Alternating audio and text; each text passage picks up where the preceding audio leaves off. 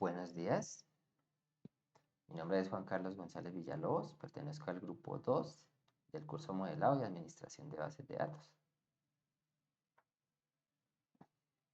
Bueno, en este trabajo vamos a ver los objetivos, la descripción del caso de estudio y los resultados, donde vemos cómo identificar necesidades del cliente, diseñamos una base de datos relacional, implementamos la base de datos, luego la administramos y, por último, diseñamos y administramos una base de datos no relacional.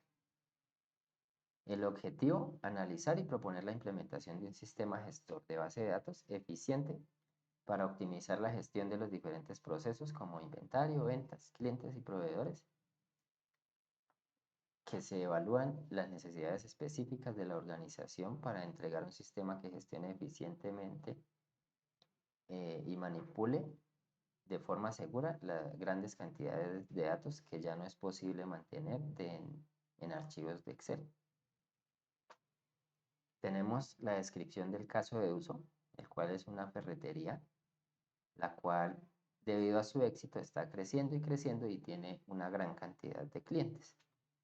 Por esto, aquí nos resaltan que el principal problema es que tiene toda la información, se está llevando de forma manual y algunos archivos de Excel que luego son exportados a Access como gestores de bases de datos, pero no tienen orden ni control lo que realmente realiza de lo que realmente realiza el negocio.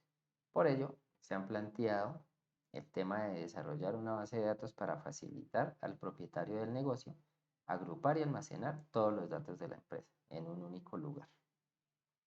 Entonces acá nos dan pues todos los requerimientos, donde quieren que se guarde cada cosa.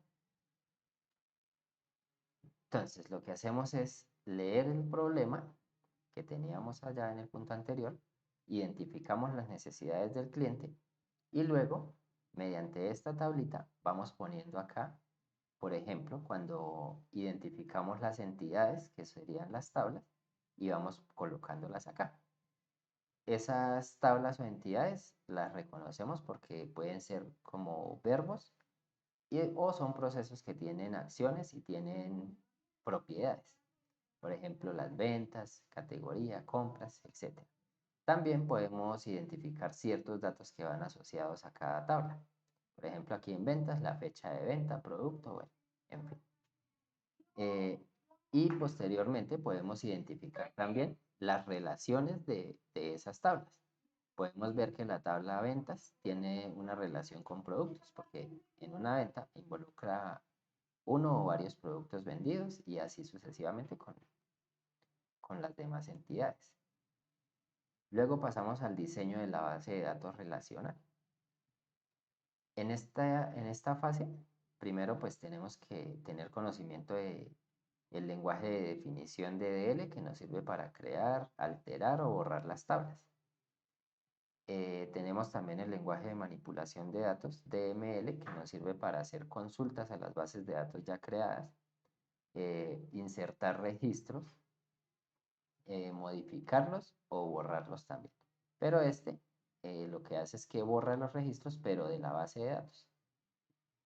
Y el lenguaje de control de datos, que lo que hace es otorgar y revocar permisos a los usuarios. Ahí es donde podemos crear administradores, usuarios, etc. Los diferentes roles.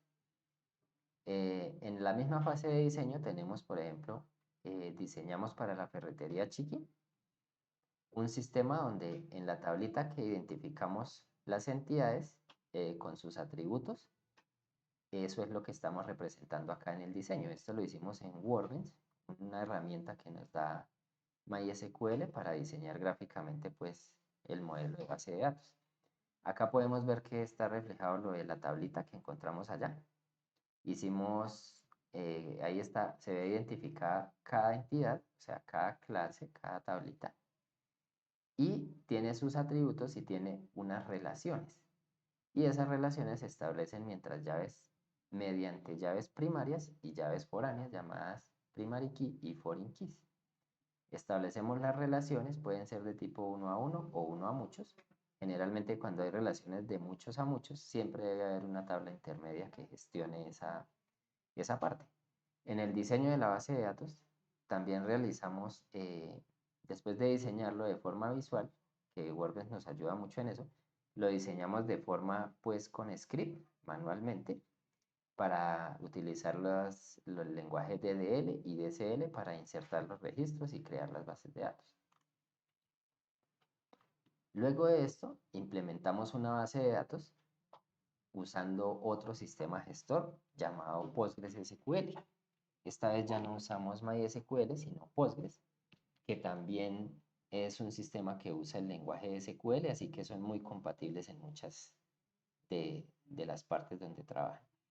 Entonces acá vemos que tomamos el mismo diseño que teníamos en MySQL y implementamos esta base de datos, pero esta vez usando PostgreSQL, que es una herramienta también que sirve para lo mismo. Tienen ciertas diferencias, pero no son muchas. Y luego pasamos a la parte de administración de bases de datos. En este caso trabajamos con bases de datos SQL. La administración de este tipo de bases de datos se puede hacer como hacíamos para MySQL con Workbench. En este caso utilizamos la herramienta llamada dbeaver, que nos ayuda a administrar cualquier tipo de bases de datos mientras sea de tipo SQL, como SQLite, PostgreSQL, SQL Server, etc.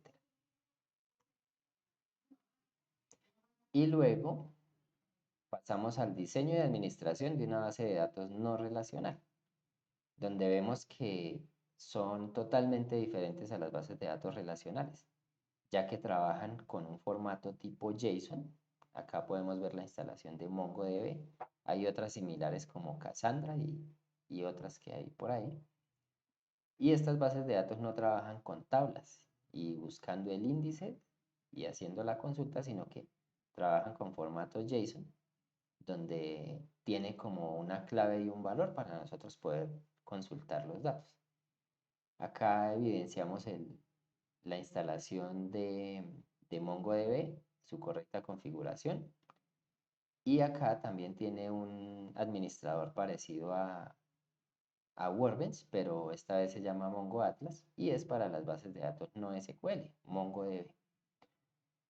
Luego de esto, pasamos a usar una herramienta que se usa para los procesos ETL, donde nosotros podemos tomar una base de datos SQL existente y transformar esos datos, como se ve acá, en datos que se puedan trabajar en las bases de datos no SQL, como MongoDB. O sea, transformamos esas tablas que son filas y columnas a datos que son clave valor en formato JSON y podemos trabajar ese tipo de bases de datos de una manera eficiente y normal. O sea, digamos que en un proceso donde nosotros debemos transformar una base de datos SQL y puede ser complejo el proceso, podemos transformar esos datos y traerlos en formato JSON para trabajarlos de una forma muy fácil. Y en conclusión, en este trabajo se aborda el flujo de trabajo de las bases de datos relacionales, haciendo uso del lenguaje SQL, donde podemos crear, alterar o eliminar las tablas. Mediante el uso de Workbench, que además de servirnos para diseñar las bases de datos y crear relaciones entre los modelos, también nos sirve para administrar las bases de datos MySQL. A medida que avanzamos manipulando diferentes sistemas gestores de bases de datos como Postgres, observamos que son muchas herramientas que se basan en este lenguaje SQL o lenguaje de consultas. Al ser similares, se pueden trabajar o administrar con herramientas como dbeaver, como ya dijimos en la parte anterior. Podemos administrar cualquier tipo de base de datos SQL. Y finalmente, de manera práctica, hemos trabajado con bases de datos no SQL usando MongoDB y usando finalmente herramientas como Pentaho, que nos ayudan a transformar las bases de datos. No importa si son SQL para nosotros traerlo, porque también Pentaho nos permite extraer archivos de Excel y poder convertirlos a bases de datos tipo JSON, formato JSON, y trabajar como una base de datos no relacional. Muchas gracias. Esto ha sido todo por hoy. por esta presentación.